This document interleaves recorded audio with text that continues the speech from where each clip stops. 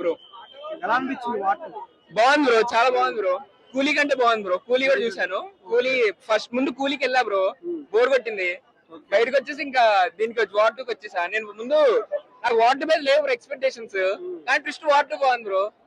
Second interval twist ఉంటది bro. Interval twist చూసి బయటకు వచ్చేసినా మీ డబ్బులు వర్త్ బ్రో. ఓకే, సినిమా మొత్తం గాల్లో ఉంటది. సో మీకు ఎవరికైనా హైట్స్ అంటే భయం ఉంటే కొంచెం దూరంగా ఉండండి. ఇంకా అంటే ఎన్టీఆర్ గారిని, రితిక్ రోషన్ గారిని ఇద్దరిని ఈక్వల్ గా bro, Hrithik Roshan side hero అయిపోతాడు bro. Main hero bro Hrithik Roshan entry ఉంటది బ్రో, ఎన్టీఆర్ ఎంట్రీ ఉంటది బ్రో.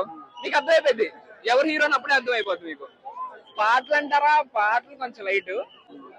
ఏ రాజధాని కూడా ఉన్నంతసేపు బాగుంటది. 3 గంటలు మీకు ఒక 30 నిమిషాలు అయిపోయినట్టు ఉంటుంది బ్రో.